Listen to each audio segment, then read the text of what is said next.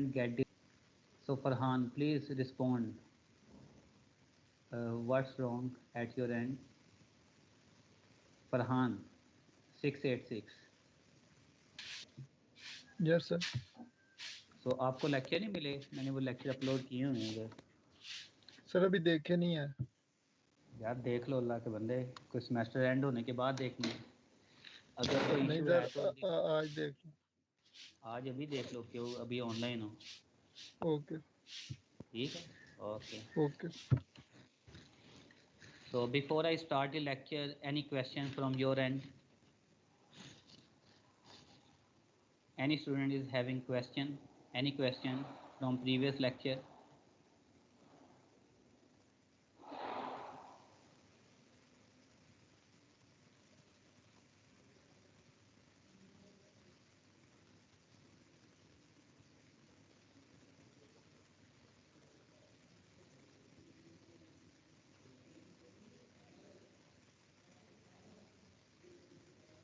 Class CR is present or not? I couldn't see him online. So CR, are you online? It was Uzair. So Uzair didn't join the lecture yet.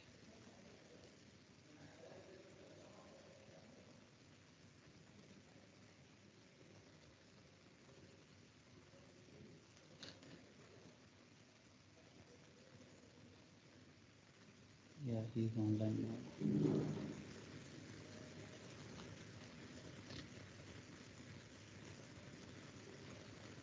Okay, Uzair, are you available online now?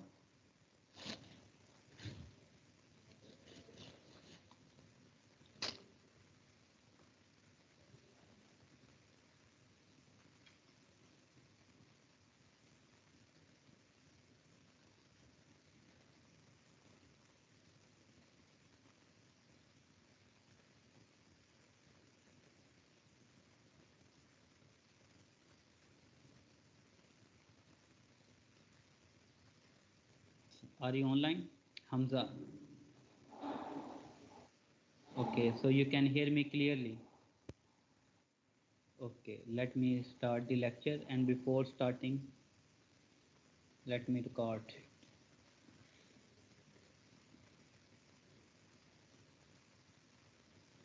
Okay, Bismillah Rahman Rahim.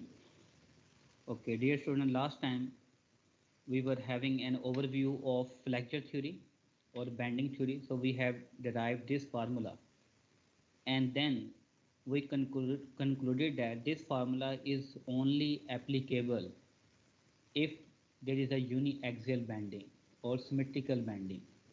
Or what is the symmetrical bending or uniaxial bending? That is a bending if moment is acting about principal axis. So what are the principal axes? We will discuss it today. So simple bending theory applies when bending takes place about an axis which is perpendicular to the plane of symmetry. So if bending takes place about axis which is perpendicular to the plane of symmetry, or which is the principal axis, then the bending will be referred as symmetrical bending. So today we will discuss this symmetrical bending in detail. If such an axis drawn through the centroid and another which is mutually perpendicular to it through the centroid, then these axes are called principal axes. The plane that are parallel to principal axis and pass through shear center are called principal plane of bending. So at the moment we do not know about shear center, so I'm not going to explain this definition at the moment, because we will discuss this definition again when we will discuss the topic of shear center. So at the moment I only want to give the definition of symmetrical bending or uniaxial bending definition. So this is a bending if moment is applied about the principal axis. So what are the principal axes? What are different criteria to classify a section as a principal axis? So first of all, we need to understand what is the axis of symmetry. So axis of symmetry divide this section in such a fashion that one part is exactly the mirror image of other part. If such an axis exists in any section, then that section is referred as symmetrical section. So, for example, if we are having this hollow rectangular section, so you will see that we are having one this vertical axis and this axis, this is horizontal axis. So if we are considering this axis, so you can see that this right hand side or the right part is exactly the mirror image of this left part. It means that if we are folding this section about this vertical axis, so this one side will be exactly overlap with other part. So this section is symmetrical about this y-axis, or this y-axis is referred as symmetrical axis. And this section is doubly symmetric. Why? Because this section is also symmetrical about x-axis. So it means that the top side is exactly the mirror image of the bottom side. Or if we want to fold this section about x-axis, so the top side will exactly overlap with bottom side. So similarly, we are having different type of section. So what are the symmetrical section? Section which are having at least one axis of symmetry are referred as symmetrical section. And unsymmetrical section, the section which are not having any axis of symmetry, are called as unsymmetrical section. So depending upon type of section, we may have doubly symmetric section or singly symmetric section. So doubly symmetric section means that if a section is symmetrical about both x-axis and y-axis, then this section is doubly symmetric. But to classify a section as a symmetrical section, it should have at least one axis of symmetry. So for example, if we are referring this T section, so this T section is symmetrical about y-axis, but this section is not symmetrical about x-axis. But since one axis of symmetry is existing, so this section will be referred as symmetrical section. So these three sections, hollow rectangular, I section and T section, all three sections will be classified as symmetrical section, although the T section is only having one axis of symmetry. So to classify a section as a symmetrical section, it should have at least one axis of symmetry. So similarly, we are having this angle section. So first of all, how we can establish our axis? So first of all, we need to establish centroidal axis, a centroidal point, and then we need to sketch horizontal and vertical axis which are passing through the centroid. So we have to check symmetry of section about these centroidal axis. So these are centroidal axis. If any centroidal axis is also the axis of symmetry, then this axis will be referred as principal axis. So I will give you the definition in next slide also. But at the moment we are discussing what are symmetrical section and what are unsymmetrical section. So symmetrical section which are having at least one axis of symmetry. So rectangular, I section and T section, all three sections are symmetrical section. But this angle section, if we are having centroidal axis, so this angle section is not symmetrical, is neither symmetrical about x-axis nor about y-axis, because uh, one side is not the mirror image of other side, so this angle section is unsymmetrical. Why unsymmetrical? Because both centroidal axes, these are not the symmetrical axis. Similarly, a z section is also unsymmetrical because it is neither symmetrical about y-axis nor x-axis. Because just if we are folding this section about x-axis, so this section will not overlap exactly. So bottom side is not the mirror image of top side, or the right side is not the mirror image of the left side. So what are the principal axes? So definition of principal axis, actually that is linked with axis of symmetry or symmetrical section. So the axis about which the product moment of area or product moment of area Iyx or Ixy is 0, and second moment of area or moment of inertia about x and y axis, they are having their minimum and maximum values. These are referred as a principal axis. So principal axes are the axis about which the moment of inertia about one axis is the having maximum value, and about another axis or the second principal axis or centroidal axis, it is having minimum value. So we will discuss it in detail. But product moment of inertia will be 0. So what are the condition? What are condition of principal axis? So we will discuss as following. But the definition of principal axis are these are axes.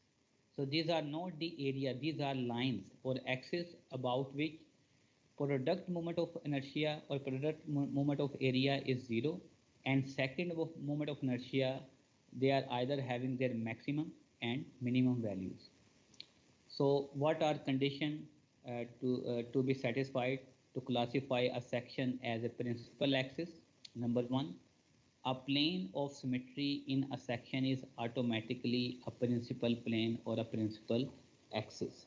So for any section, if there is any centroidal axis which is axis of symmetry, then that axis will automatically will become principal axis. For example, in this section, so this vertical axis, this is this centroidal axis, which is also the plane of symmetry or axis of symmetry.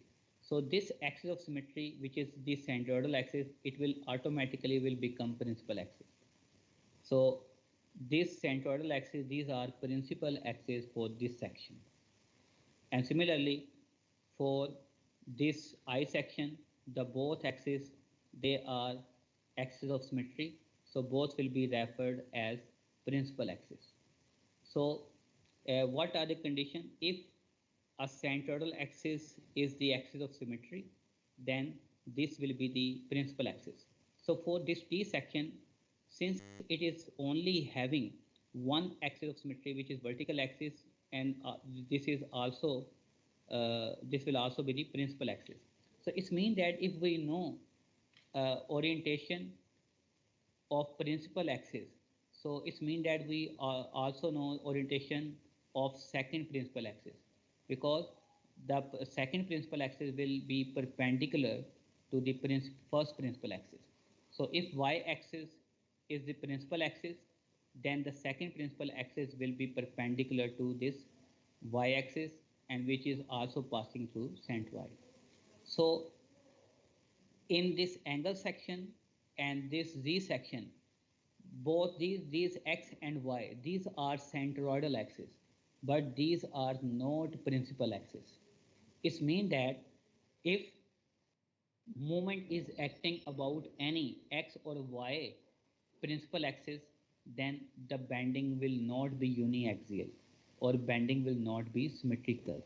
So if the moment is acting about x-axis, so this section will bend about both x-axis and y-axis, or it will deflect both in x direction and in y direction. And similarly, the same phenomenon will produce in z section.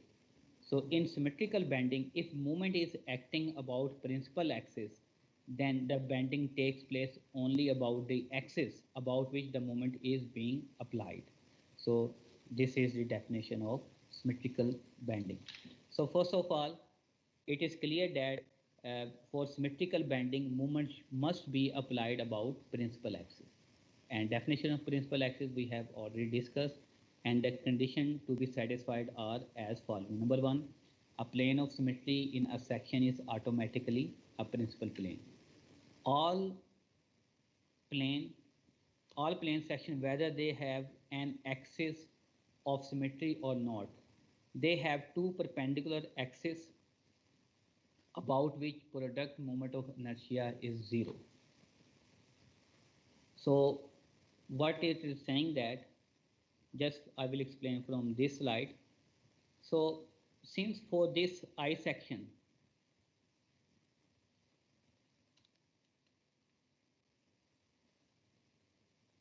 I'm just explaining for this angle section. So these are centroidal x-axis and y-axis. But these axes, these will not be, can I copy? Yes.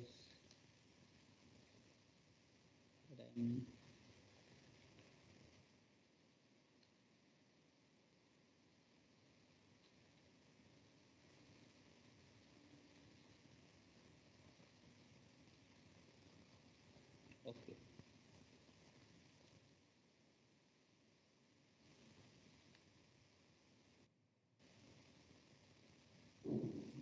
So these are centroidal axes. So about these x and y axis, moment of inertia will not be having maximum and minimum value, and also the product moment of inertia will not be zero. But all type of this section, they are having some reference axis about which the moment of inertia, second moment of area, is either having minimum or maximum value. But we need to find their orientation.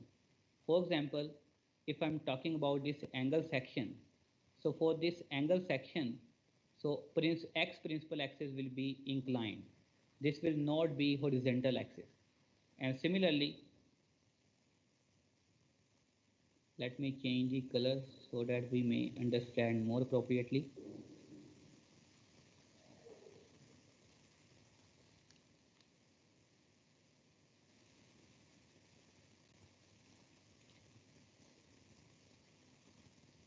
So you can say that this black axis, these are centroidal axes, which are mutually perpendicular to each other. But these axes, these are not principal axis. But all type of this section, they are having some set of axes about which second moment of area is having minimum and maximum value, and product moment of inertia is zero, and that are having some orientation.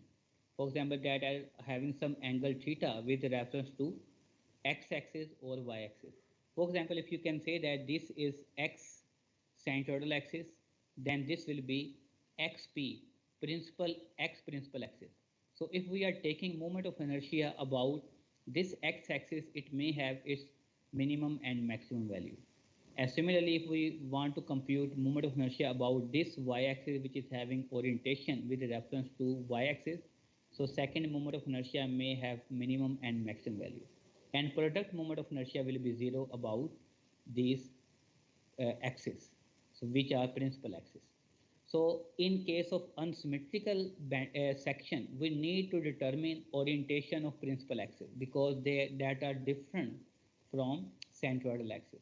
But for symmetrical section, the orientation of principal axis is readily known because centroidal axis, these are the principal axis because they satisfy the very first condition. Because if any axis of symmetry exists for any section, then that axis of symmetry will be principal axis. And if we know one axis of symmetry, one principal axis, then the second principal axis will be perpendicular to the first principal axis. So all plane sections,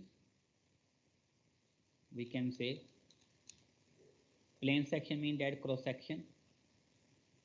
All plane sections, whether they have an axis of symmetry or not, they have two perpendicular axes about which product moment of inertia is zero or second moment of inertia is having minimum and maximum value.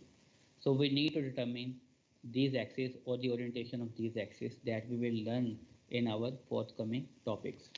So what is simple bending or symmetrical bending? Simple or symmetrical bending is bending which takes place about a principal axis.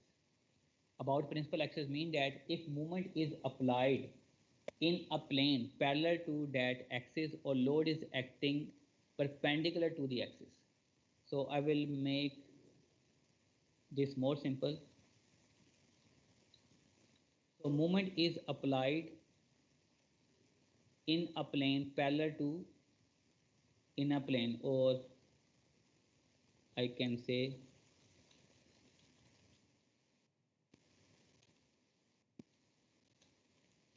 about what is happening.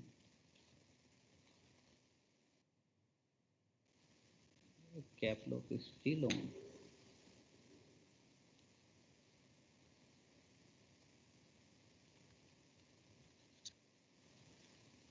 About or parallel to that axis, which is principal axis. So mainly unsymmetrical bending occurs if moments or loadings are not applied about principal axis. So in that case, if moment is not applied about principal axis, then section will bend about both x-axis and y-axis. So which is also referred as biaxial bending. In case of symmetric section, principal axis always coincide with centroidal axis. Or in case of symmetrical section, the centroidal axis are the principal axis. But for unsymmetrical section, we need to determine the orientation of principal axis, which are having certain theta with reference to centroidal axis. So what is symmetrical bending? If loading is perpendicular or parallel to one of principal axis, the bending will be only in direction of loading, and such bending is called symmetrical bending. For a symmetrical section to have symmetrical bending, the plane of loading must be parallel to or contain a central axis, which is also a centroidal axis. Or simply, I will make it very simple. If moment is applied about principal axis, then the bending will be symmetrical bending. And if the moments are not applied about principal axis, then the bending will be unsymmetrical bending. And the flexure formula will not be applicable. So it means that we have already discussed this flexure formula. So this flexure formula is only applicable if moment are acting or moment is acting about principal axis. So that's why when we derive this equation, we consider this vertical axis as axis of symmetry because that is principal axis. So if the load are acting along y-axis, then the moment they are produced about x-axis. And if y is the principal axis, then x will also be the principal axis because that is perpendicular to first principal axis and also passing through the centroid. So flexure theory is only applicable for symmetrical bending. Symmetrical bending if moment are applied about principal axis. So unsymmetrical section may also be subjected to symmetrical bending if plane of loading contain a principal axis. So that we will discuss later on. So for example, we what another definition of symmetrical bending is that if the moment they are acting about y-axis, so the axis about which moment is acting will become neutral axis, and the one side of neutral axis will be completely in tension and other side will be completely in compression or vice versa.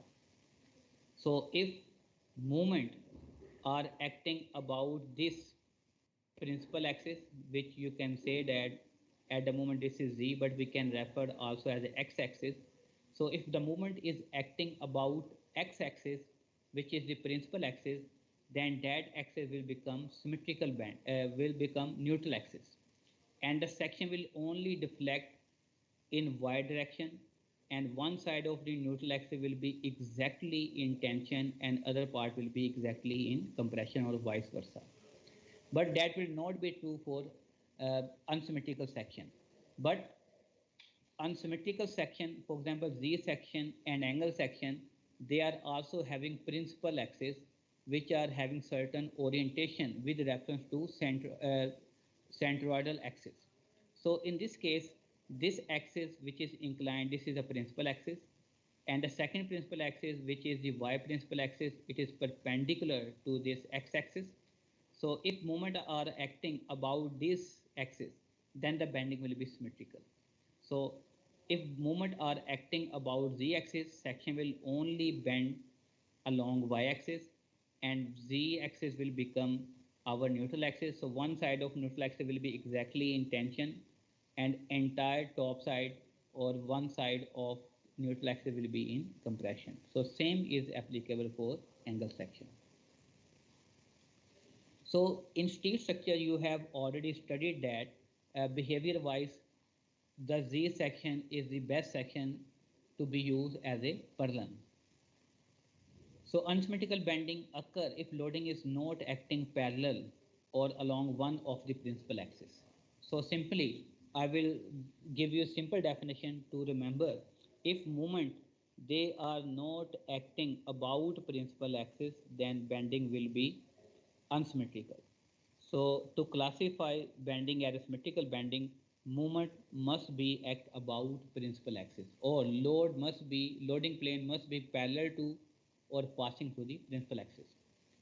Unsymmetrical bending can take place both in symmetric and unsymmetric section. So unsymmetrical bending will be we will discuss or classify unsymmetrical bending in two type of section. So first we will discuss unsymmetrical bending in symmetrical section and unsymmetrical bending in unsymmetrical section. So both type of section, whether they are symmetric or unsymmetric, they may be subjected to biaxial or unsymmetrical bending. So what will be the reason? We will discuss it stepwise. Since load are normally applied along or parallel to centroidal axis, unsymmetrical bending is evident in unsymmetrical sections whose principal axes do not coincide with principal axis. So actually for Z section, so for example, we are having this Z. So these X and Y axis, these are centroidal axis. And both Y and this X axis, these are not axis of symmetry. So it means that are not principal axis. So if the load is acting along this Y axis, so what will happen if we are resolving this load into two components, and each of the component is acting along one of the principal axis. So this load is producing the moment about both Y principal axis and X principal axis, so which is causing biaxial bending. So that can be avoided if though the load is passing through the principal axis. So since when we are using purlin on inclined roofing system, then if the inclination of roofing system is exactly the same as the orientation of principal axis, so if we are applying the load in gravity direction, which is acting in downward, so in that case actually the load is passing through y principal axis. It is not passing through we can say y centroidal axis. So since the load is acting along y principal axis, so it will produce moment about x principal axis, because applied load they always produce the moment about the axis which is perpendicular to the loading plane. So in that case the load is acting along the principal axis, or you can say the moment they are produced about principal axis, so there will be only uniaxial bending. So we will further elaborate this concept when we are solving some numerical. So in our very first part, we are going to discuss unsymmetrical bending of symmetrical section. So unsymmetrical bending for symmetrical section will only happen if the load are not acting along principal axis, or load is acting at certain inclination to principal axis or symmetrical axis. So in symmetrical section, unsymmetrical bending occurs when load is acting at an inclination to the axis of symmetry, so which are principal axis. So it means that whenever the load they are not acting along or about principal axis, then they will cause biaxial or unsymmetrical bending. So for symmetrical section, the location or orientation of principal axis is already known, because we know that centroidal axis will be principal axis in case of symmetrical section. So what are the procedure? So the procedure is simple. We are using principle of superposition. So what is principle of superposition? Principle of superposition is effect of a resultant force will be same as of effect produced by the component of the forces or the summation of the component of same resultant force.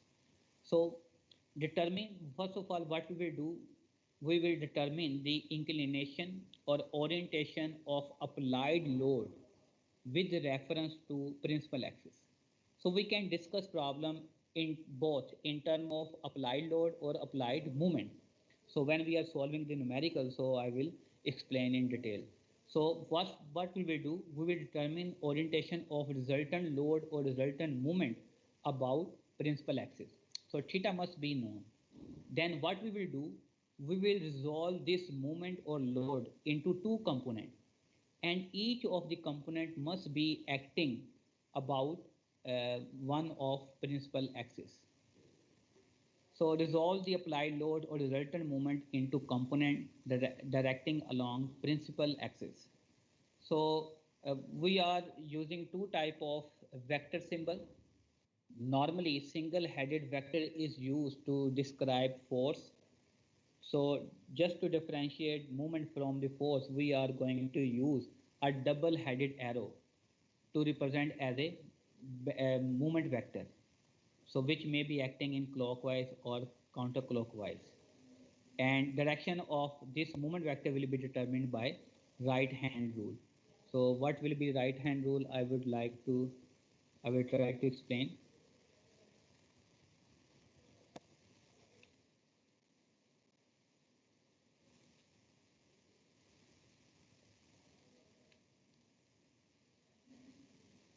So that orientation we will determine by right hand rule. So we will use flexure formula to determine normal stresses caused by each moment component. So what we will do, we will determine flexure stresses separately by moment which is acting about x principal axis, and we will determine flexure stresses separately uh, induced by a moment which is acting about y principal axis. Then we will add both components to determine resultant stresses. So by using principle of superposition to determine resultant normal stress at any point on this section.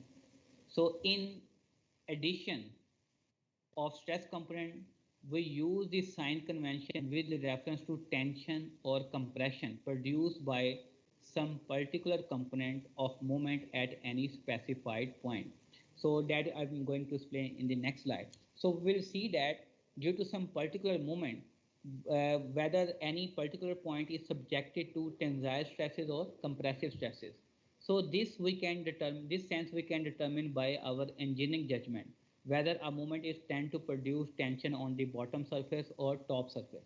Similarly, due to certain movement, whether tension is produced on the right hand side of neutral axis or left hand side. So different books, they are using different notations. But here in this particular topic, so I'm using, I'm picking the sign convention from our engineering judgment, whether a moment is tend to produce tension at the bottom fiber or top fiber. So for a section subjected to any arbitrary movement, the stress at any specified point can be determined by following equation.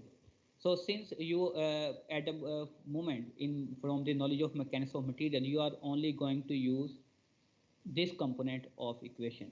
So stresses which are produced uh, parallel to longitudinal axis, which is z-axis, these are the function of mx. So movement produced by mx is causing the stress distribution along y-axis, and the second moment of inertia which is resisting that moment is ix. So if we are also having a moment, a component of the moment which is acting about y-axis, then this moment will produce stresses about maybe along x-axis. So we are determining the stress component separately induced by my component and stress component produced by mx component. So here I'm going to explain by this schematic diagrams. So for example, you can consider that we are having any cantilever beam. So this sign convention is only true for a cantilever beam. So for example, we are having cantilever beam and which is subjected to inclined load from the bottom side. So I have taken certain cross section. So you can assume that we are having a cantilever beam and the load is acting at inclined direction from bottom side. So this section, this is symmetrical section, rectangular. So this is x-axis and this y is the y-axis. So x and y axis, they will also be principal axis because both are axis of symmetry and passing through centroid. But in this case, this section will be subjected to unsymmetrical bending or biaxial bending. Why? Because this is the applied load. You can see that this is a point load which is acting at free end, but at certain inclination, and that inclination is theta. So this section will be subjected to unsymmetrical bending because load is not acting parallel to or passing through any axis of symmetry or principal axis. So since the load is not acting or passing through some principal axis, so it will cause unsymmetrical bending or biaxial bending. So how we can solve this problem by using a symmetrical bending theory or by using flexure formula? Because flexure formula is only applicable if load they are acting along principal axis. So what we will do, we are resolving this load into two components. So the theta angle is given from the y-axis. So when we are resolving this load into two components, so the component which is acting parallel to y-axis or y principal axis will be the cos function of this load P. So this is Py. So we are resolving the load into two components. One is Py, which is acting along y principal axis, and the second component Px, which is acting along x principal axis. So simply the load which is not passing through the principal axis, we are resolving into two components. So each of the component must be acting or passing through one of principal axis. So you can also discuss this problem in terms of moment. So moment mean that if applied load is acting along one axis, so this load is always producing moment about an axis which is perpendicular to loading axis. So it means that if this load is passing through or acting along this axis, then it means that this load is producing moment about the axis which is perpendicular to loading axis. So it means that we can also represent this load in terms of moment vector. So this moment is acting about this axis and this axis is perpendicular to this axis. So I told you that moment vector is represented by double-headed arrow that I will show you in next slide. But on this diagram, it has been shown as a single-headed arrow. But the problem is that we can easily perceive whether the movement is acting upward or downward. But how we can perceive direction of movement vector? So I will explain from this diagram, then I will come back to this. So when we are resolving this moment, for example, if this angle is theta, so it means that this angle will also be theta. So a moment vector also having angle theta with reference to this x-axis, and moment vector is always produced about an axis which is perpendicular to loading axis. So if you want to discuss your problem in terms of moment vector, so this will be moment. So you can resolve this moment into component, and each of the component might be acting about one of principal axis. So if this is a moment vector, it is having an angle theta with reference to x-axis, and you can assume that this moment vector is in second coordinate.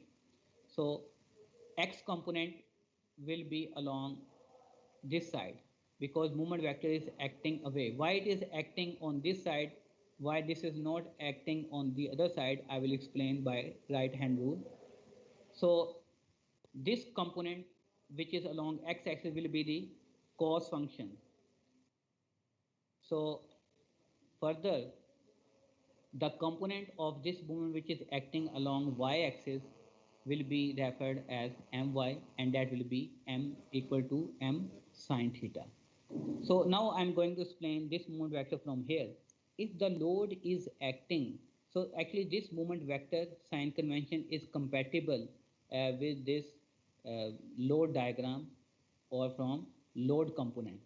So if load is acting along y-axis, so it means that they might produce the moment along x-axis, so which is true here. And similarly, if a load component is acting along x-axis, so it means that that must produce moment about y-axis. But the point is that why the moment vector is acting on this direction or upward. So in case of cantilever, so cantilever case actually, so if we assume that we are having cantilever beam and the load is acting from the bottom side, so it means that tension will be at the bottom surface and compression will be on the top side. So it means that in case of cantilever case, the loading side will be subjected to tension and opposite to the load will be in compression.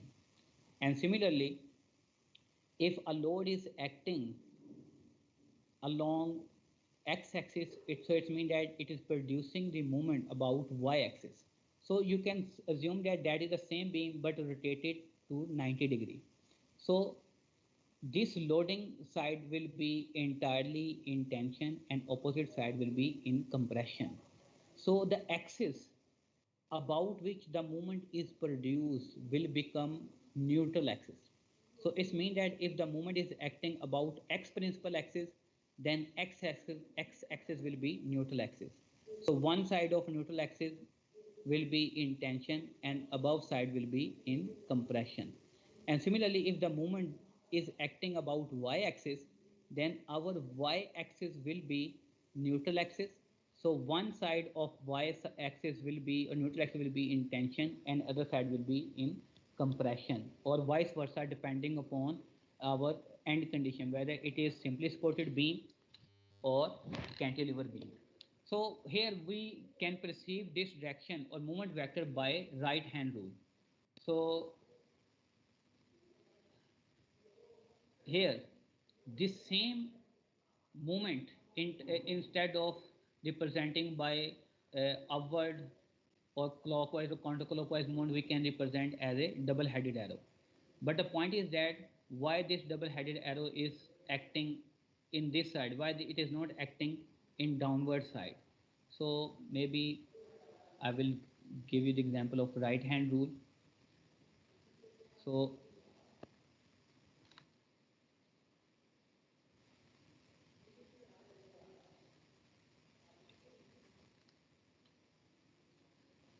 right hand rule is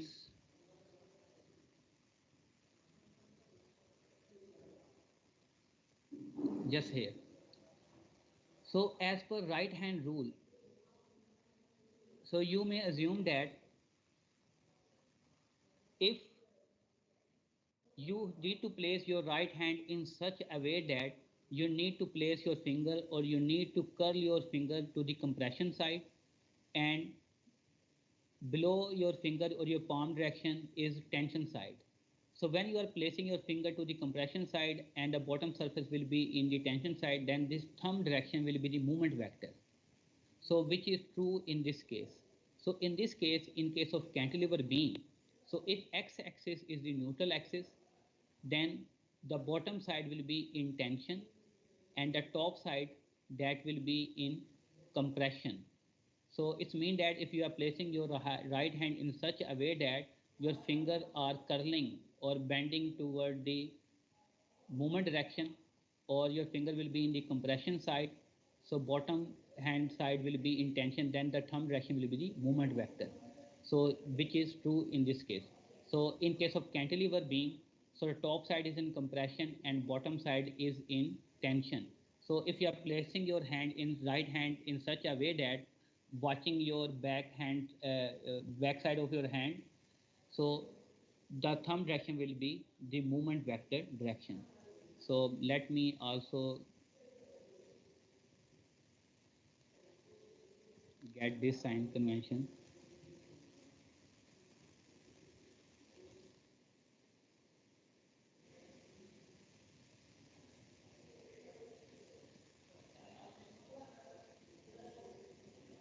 So just see,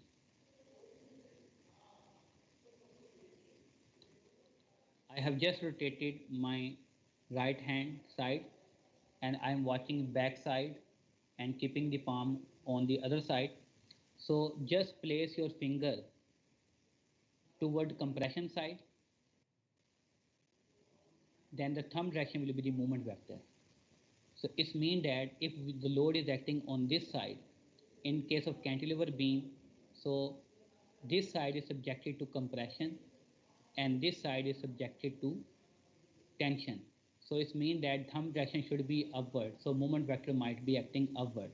So similarly, if you are placing your thumb direction, for example here, in the direction of movement vector, so you can easily perceive that which side of neutral axis is in tension and which side is in compression. So we will discuss this rule many times when we are solving some numerical.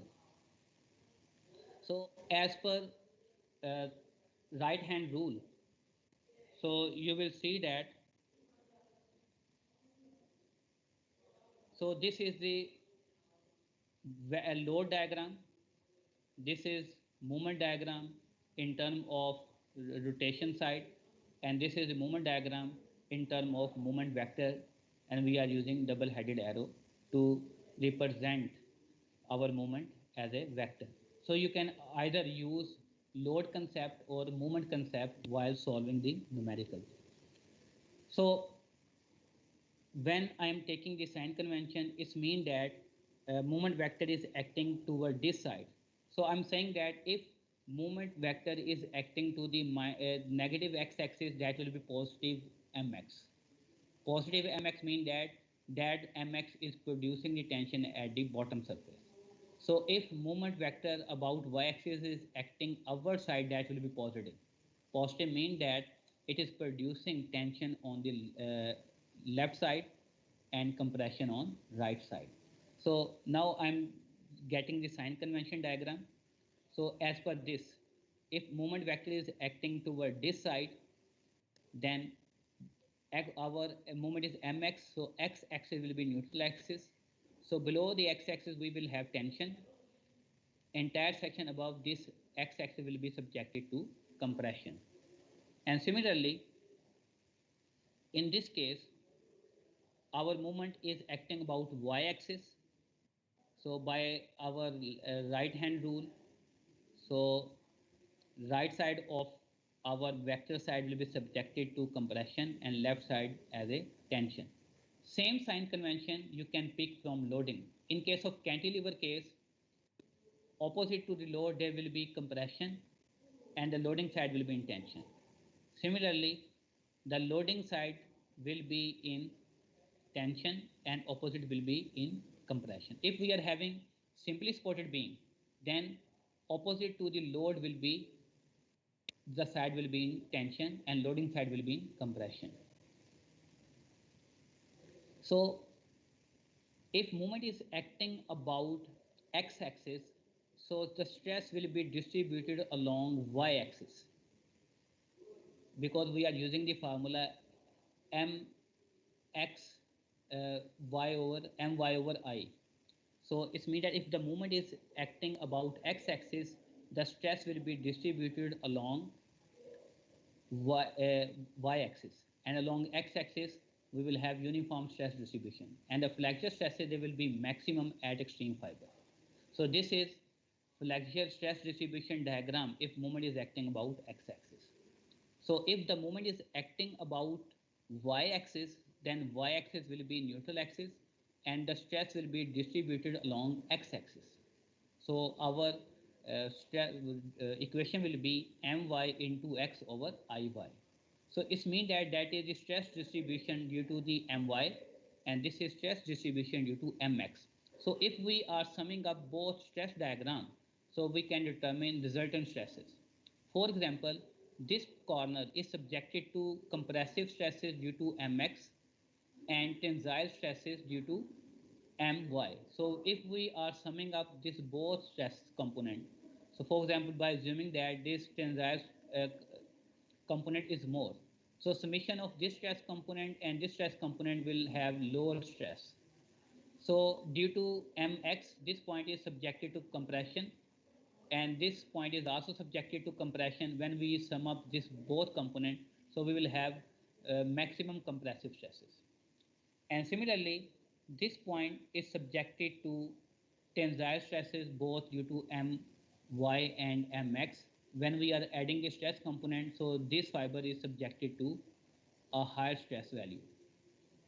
And similarly, summation of tensile stresses due to mx and compressive stresses due to my, it will have some lower value. So this is the stress distribution. So in that case, the resultant neutral axis will not be either x-axis or y-axis. So it is having certain orientation that we will discuss. So we can determine orientation of neutral axis if a beam is subjected to biaxial bending. So total stress due to biaxial bending we can determine by summing up the stresses due to my moment and mx moment. So I told you that the stress will be distributed along x-axis due to my, and stress will be distributed along y-axis due to mx. So if we are summing up the component, stress component due to both mx and my, so we shall have resultant stress. So what is the definition of neutral axis? For example, we are having a moment vector, and that is the same moment vector that I have shown over here. So we know that by the principle of transmissibility, we can slide or move a vector along its line of action. So we can slide this vector to show on this side. So that is not going to affect the net answer or resultant effect. So we can move this vector along its line of action without changing overall effect. So for example, you can say that this movement, you can say either acting here, having certain angle theta from x-axis, or acting in this direction.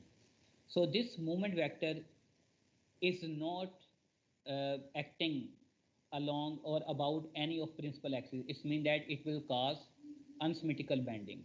So all type of section, whether they are undergoing symmetrical or unsymmetrical bending, they are having certain axes which are neutral axis, or the axis about which or along that axis the stress will be zero. So let's suppose the orientation of that neutral axis is equal to beta. We are using notation beta to define the orientation of neutral axis in biaxial bending. So what is the definition of neutral axis? This is the axis along which, or at any point along neutral axis, the stress must be zero. So it means that in this equation, if I substitute sigma z equal to 0, it means that that point will be along neutral axis, because along neutral axis stress will be 0. So we are substituting sigma z equal to 0, and we are having this stress component, and I'm assuming that both mx and my, they are positive. So I'm using moment as a positive. So if I'm bringing this stress component to other side, so this will be negative. So by this cross multiplication, so what we are doing, we are separating out x and y. So y over x will be equal to mx over my into ix over iy. So mx, it is equal to m sine theta, and sorry, my is yes, mx component will be equal to m cos theta, and the vertical component which is acting along this side will be equal to m sin theta. So we are substituting the values. So we are separating y over x side. So mx is equal to m cos theta and my is equal to m sin theta. So what is the y over x?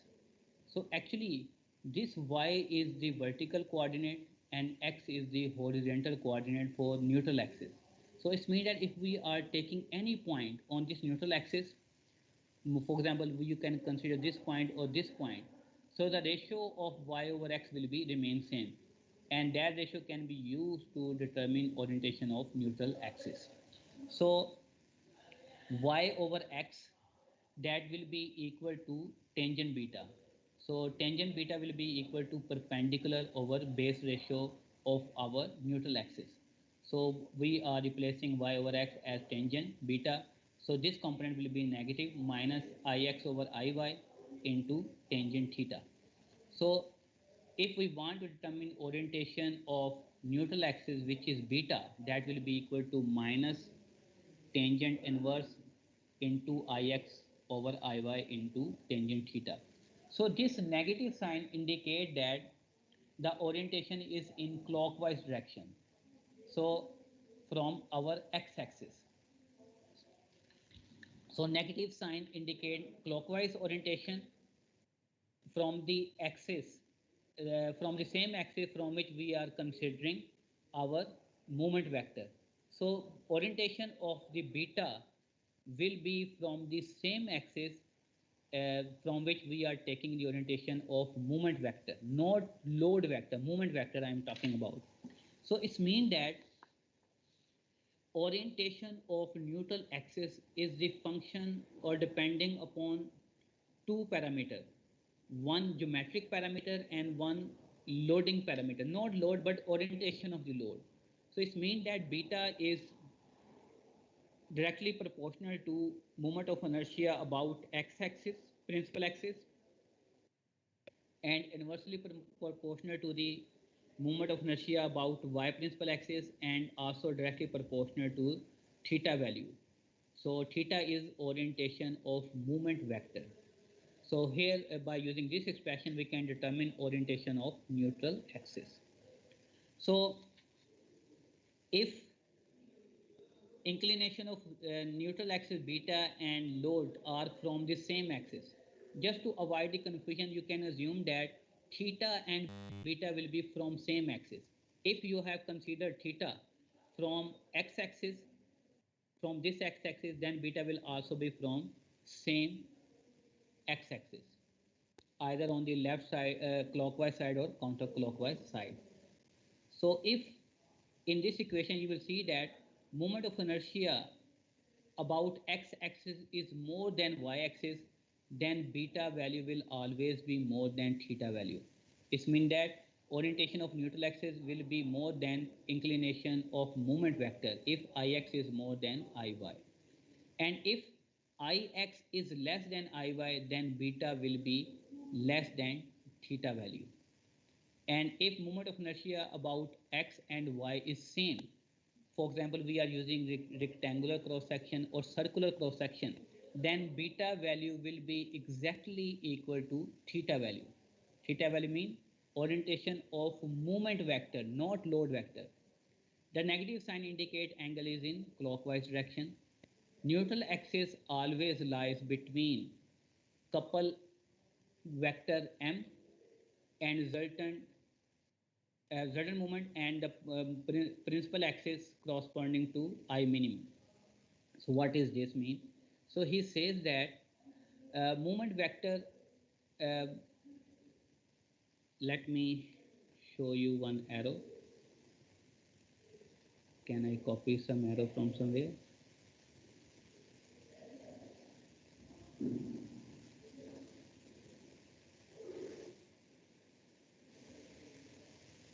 No.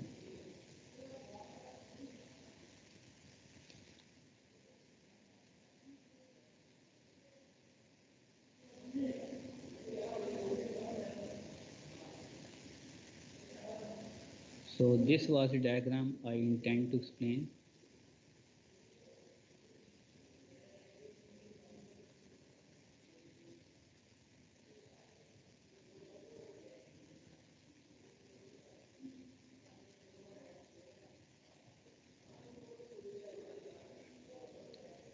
So he says that, let's suppose this is the moment vector.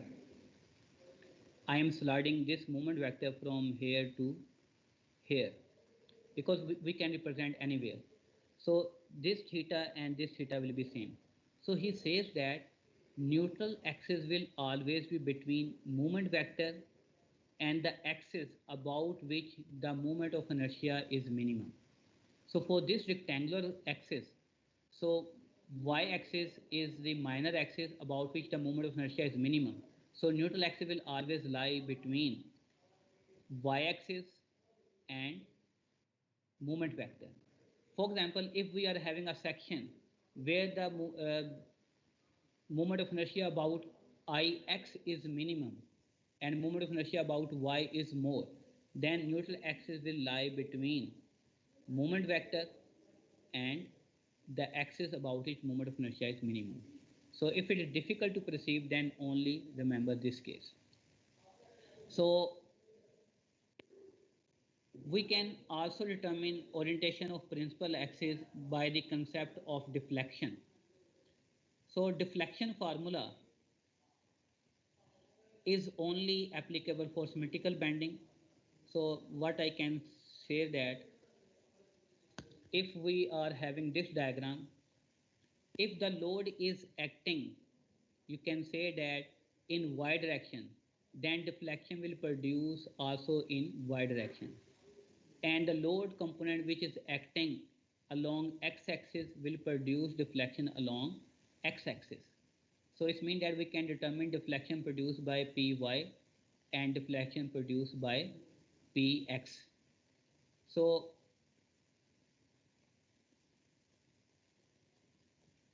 deflection produced along y direction will be the function of load acting along y direction. So in a simple cantilever case, deflection is equal to PL cube over 3EI.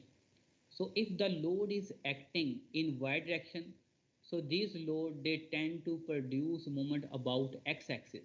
So it means that the resisting geometric property will be used as a Ix.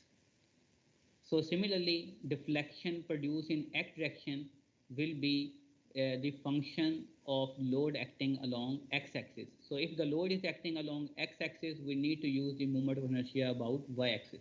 Because load which are acting along x-axis, they tend to produce movement about y-axis, or the cross-section, they tend to rotate about y-axis. So let's suppose that delta x is the deflection produced in x direction due to the Px, and delta y is the deflection produced in y direction due to Py. So the beta will be the orientation of neutral axis, which can be determined as a tangent beta, which is equal to vertical over perpendicular delta x over delta y. So after substituting the values, so Px is equal to P sine theta, Py is equal to P cos theta. So exactly we are having the same expression. So it means that we can also determine orientation of neutral axis from deflection formula. So I will stop here. So we will like to have a break, and a break will be of maybe let's have the break for 15 minutes. So I will start my lecture at 11:25 sharp exactly. So please, you should be there. So before the break, if someone is having any question, so he can ask me a very quick question.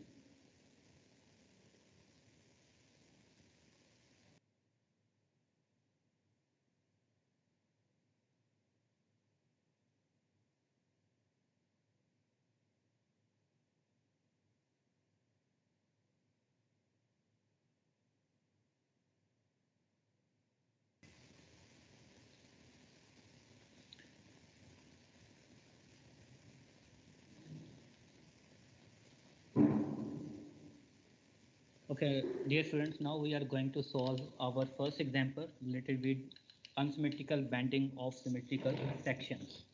So first of all, we need to understand this problem. So this is an example problem. A wood beam or a wooden beam of rectangular cross section is simply supported on a span of length 1.75 meter. So the beam length is 1.75 meter. Both ends are simply supported. So and it is subjected to a UDL load whose intensity of UDL load is 7.5 kilonewton per meter.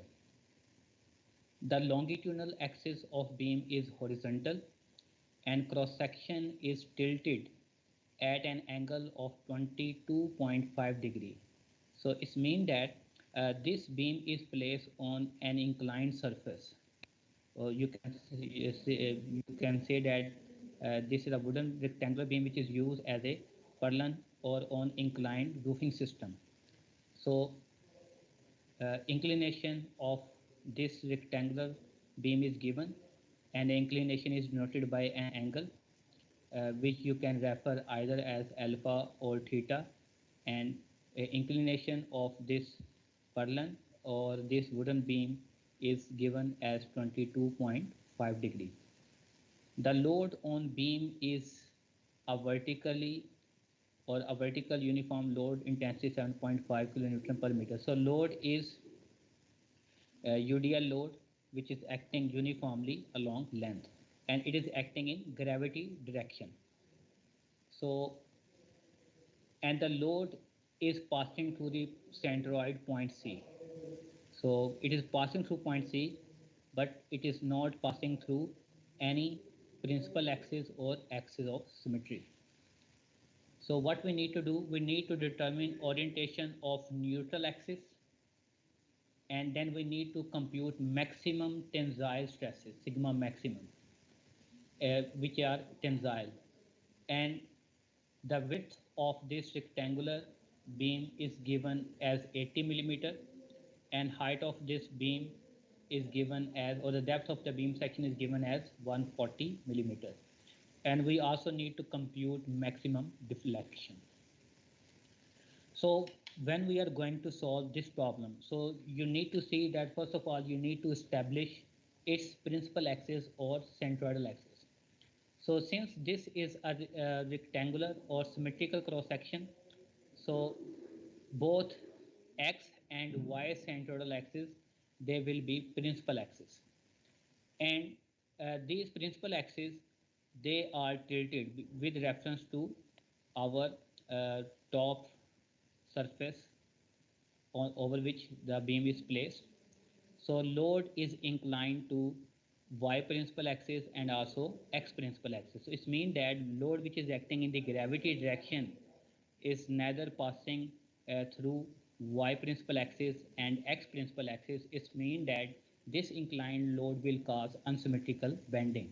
So we are unable to use flexure formula. So if we want to use flexure formula, so we need to split up this load into two components, and each of the component must be acting along one of principal axis.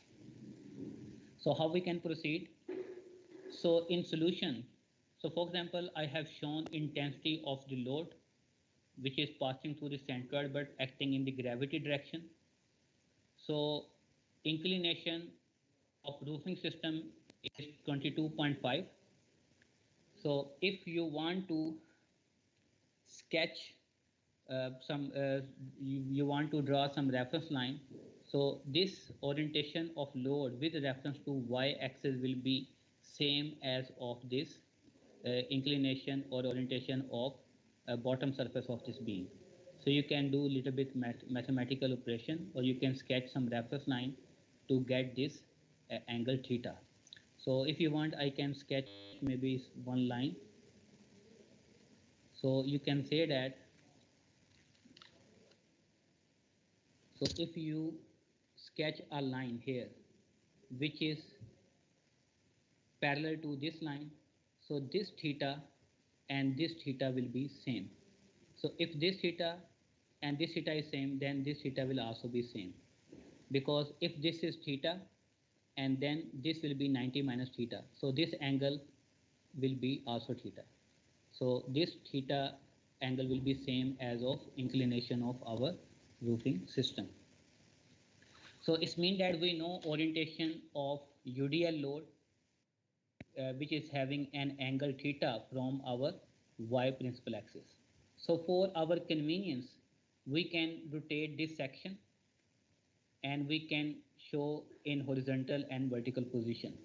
So if we are rotating this cross section with reference to centroidal or principal axis, so this load diagram will be same as of this diagram.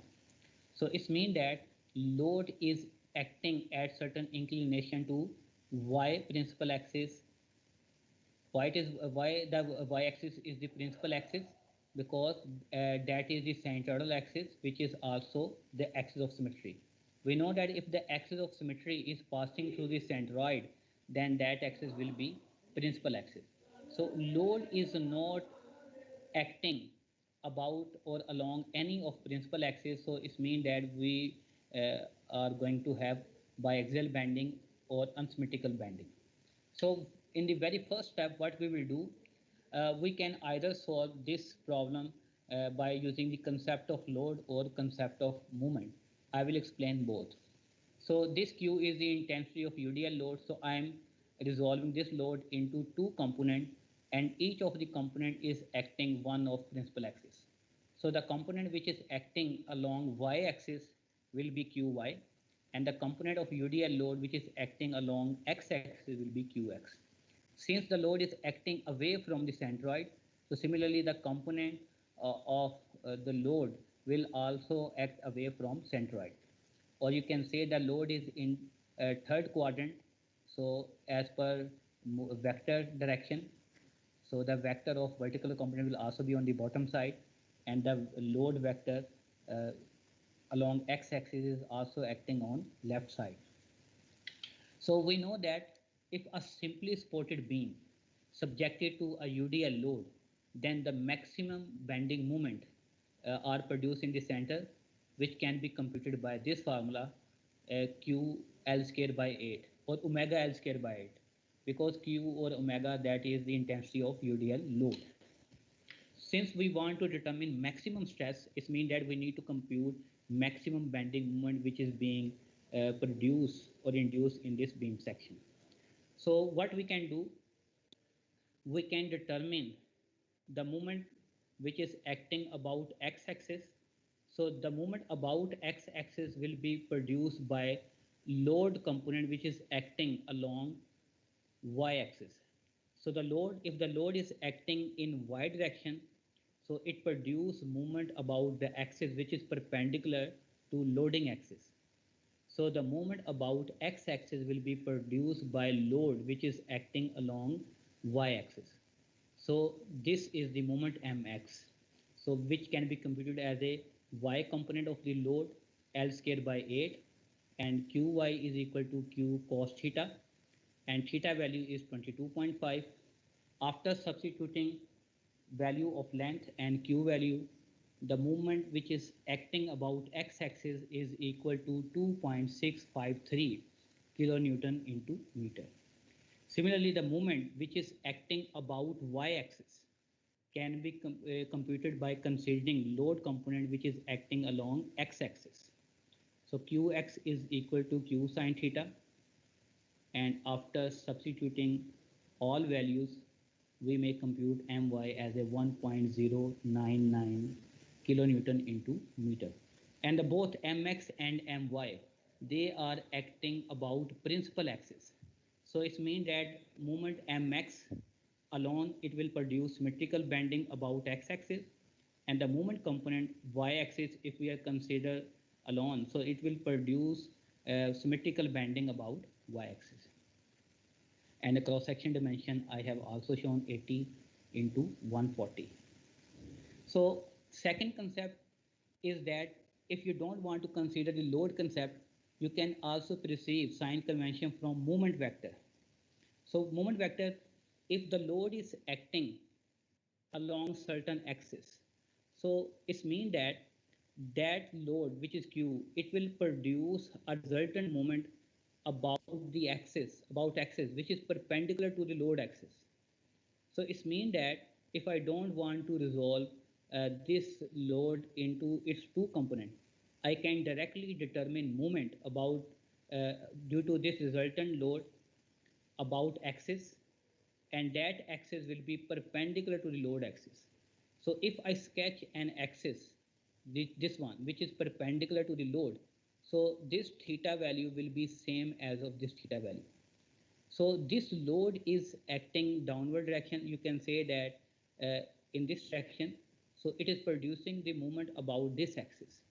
But next question arises, how I can perceive this double-headed or direction of movement vector, whether this vector is acting in this direction or in downward direction.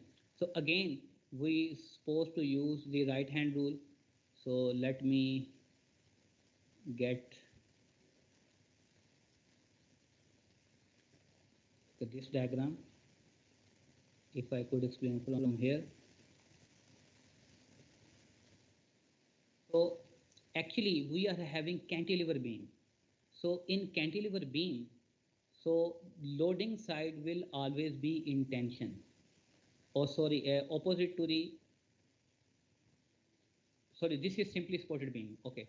In case of simply supported beam, so if the load is acting in downward direction, so opposite to the load will be tension and loading side will be in compression. Just assume that if the load is acting in downward direction, so it will sag.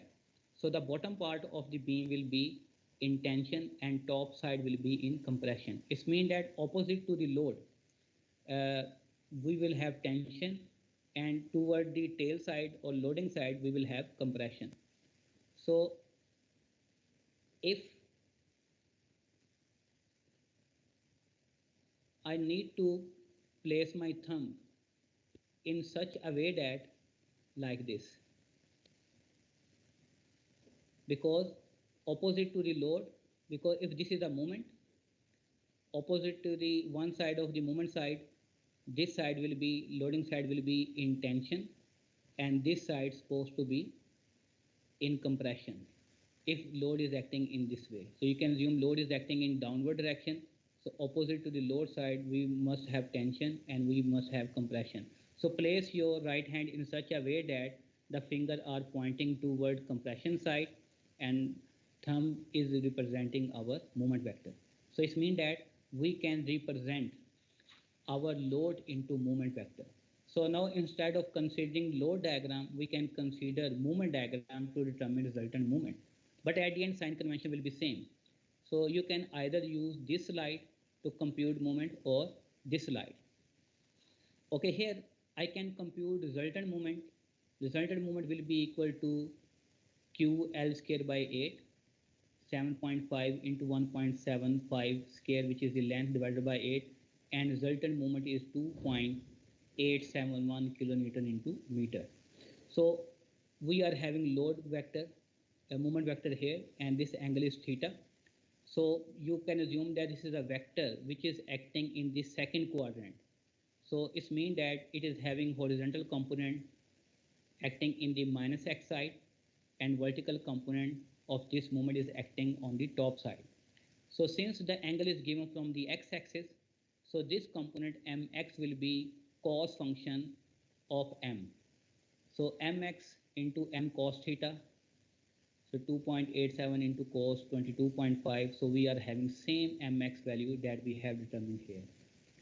And if we want to determine my from the resultant moment, which is sine function of the moment, and we are having my 1.099 kilometer into meter, and we are also having direction of my and mx. So either use this slide, get the moment or the sign convention from the load diagram, or get moment value and sign convention from moment diagram, and you have to use right hand rule. Okay, next is sign convention. So we need to use actually this formula. So resultant stress at any point will be the function of stresses produced by moment mx and resultant stress produced by my. So in this equation, mx and my we have already determined either from moment concept or from loading concept. We already know value of mx and my. So just we need to determine moment of inertia Ix and Iy, that will be remain constant. So I have determined moment of inertia Ix and Iy value from here. So from here, so moment of inertia about x-axis will be 80 into 140 cube divided by 12. BD cube divided by 12, because B value is 80 and D value is 140. So if I want to compute moment of inertia about y-axis, then this will be B, and perpendicular to y-axis, this will be depth. That will be 140 into 80 cube divided by 12. So I have already determined. So you can further simplify this equation. So actually I do not have maths CAD installed. So anyhow, this is diagram for sign convention.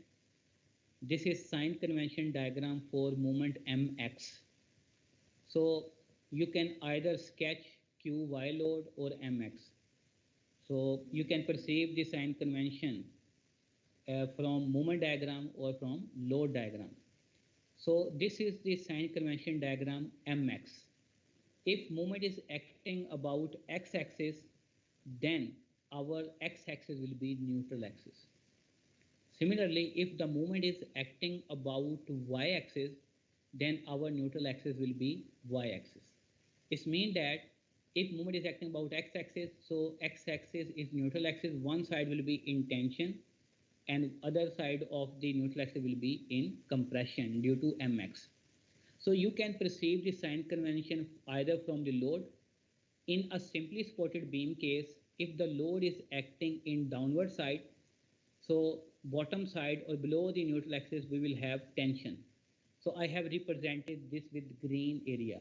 So you can see that all this green surface, all fiber will undergo tension due to mx. And all fiber above the neutral axis will undergo compression. I have represented as red line. So you can, so this is the compression zone, this is the tension zone. Or you can write plus sign on all fiber below neutral axis and negative sign on all fiber above neutral axis. You can also perceive sign convention from the moment vector if you want, if you do not want to consider load. So place your thumb in direction of the moment vector. So it means that this vector or movement, this represent neutral axis. So above the finger direction will be in compression, and below this thumb or wrist portion is representing as a tension. And similarly, if movement is acting about y-axis, so neutral axis will be y. So one side will be in tension and other side will be in compression. So we are having simply supported case. So load is acting from this side, so it is bending toward this side. So left side will be in tension and right side will be in, you can say, in compression. Or if you want to perceive sign convention from the moment vector, place your thumb direction in the direction of the moment vector, finger direction or finger side will be in compression, and the wrist side will be in tension. So after that, the maximum tensile stress we want to compute. So the stress will be maximum at extreme fiber or at a point which is at a maximum distance from neutral axis. So since we want to compute maximum tensile stresses, so the tensile stresses will be at a point where the both stress component are positive due to mx and my. So point C. So point C is due in tension due to mx, and this is also subjected to tensile stresses due to my. For example, if I consider point A is in compression due to mx, but this is in tension due to my. It means that if I will add the stress component due to my and mx, I will have the lower value. Point B is in compression due to both mx and my. So if you want to determine maximum compressive stresses, so you need to determine stress at point B. So it means that the maximum compressive stresses will be at point C. So need to substitute the value mx. So mx value is 2.652 kilonewton into meter, and my is 1.099. So value is in kilonewton and meter. We need to multiply with exponent 6 to convert the moment value into Newton and millimeter. And Ix value we got already. So similarly My and Iy. So due to Mx, stress are distributed along y direction. So what is the y? Y is the distance of point C from x neutral axis. So the total depth is 140.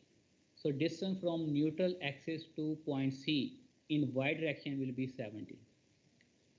And due to My, stress are distributed along y-axis. So we need to substitute the distance x. So x is the distance of point C from y neutral axis. So total distance or width is 80, so half will be 40. And this both stress component will be positive.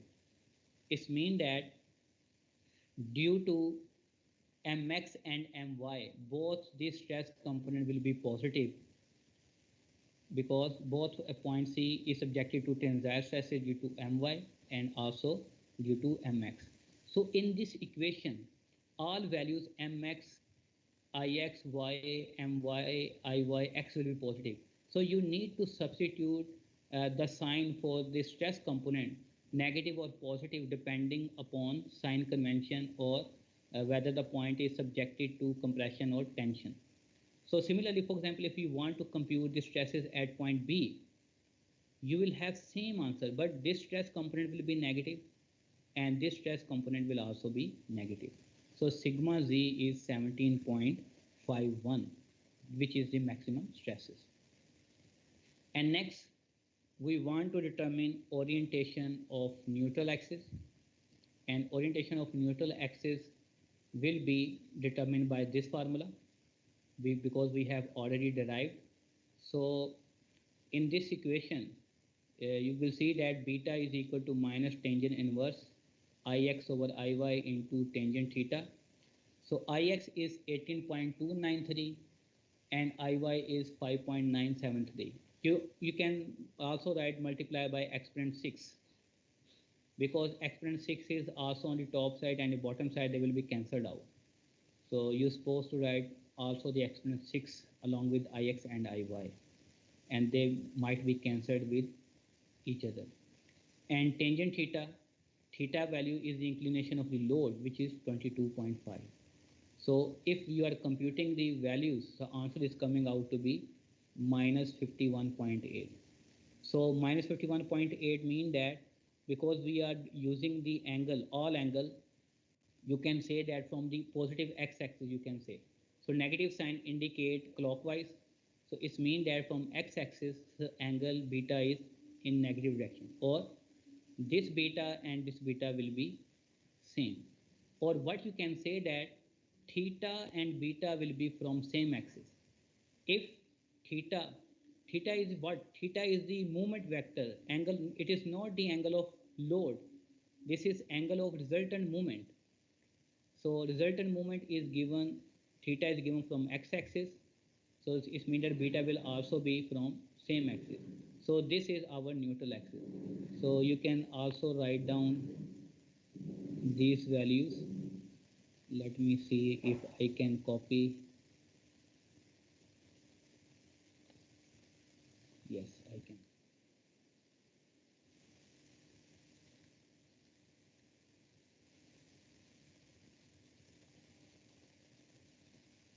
So you can say that if this is theta, and then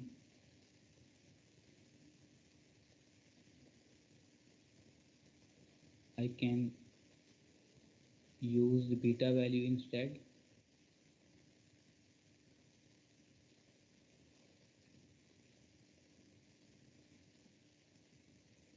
So beta is the orientation of neutral axis.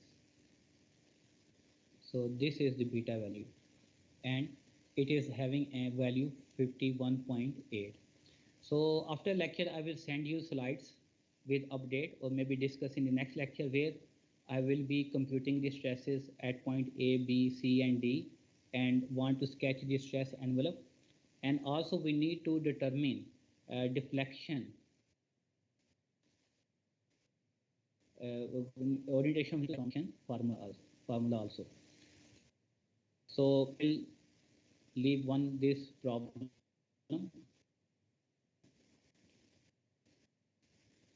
So this is one Andrew Pitel 11.24. So please try to solve this problem if you are having some problem. So we will discuss in the next lecture, or I will provide you the solution. And from our next lecture, we need to discuss unsymmetrical bending of unsymmetrical section. So today we finished the topic for unsymmetrical bending in symmetrical section. So now we may have question answer session. So any student, if you are having any question, you can ask me now. So you can raise the hand if some student is having any question.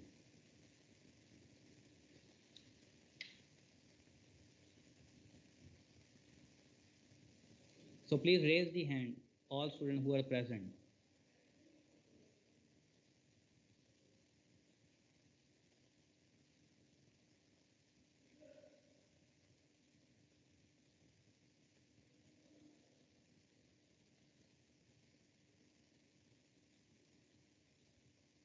Amish Bashir, he was also not present in morning session before break.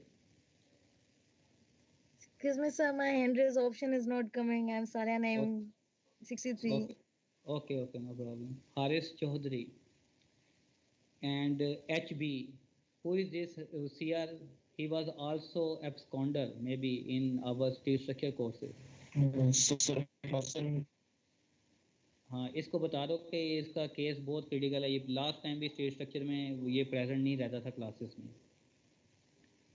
और ये मियाँ हसन अली, मियाँ Hasan Ali, and this Rosie, Miss Saleha and Zaim Ali. तो इनका roll number note कर लो, मैं आपको ठीक है आज की डेट में इसको लिख लो, बाद में मैं आपसे ले लूँगा नेक्स्ट, ठीक। So if no one is having any question, so then I will conclude the lecture. So inshallah I will see you in the next class. So till then, Allah Hafiz.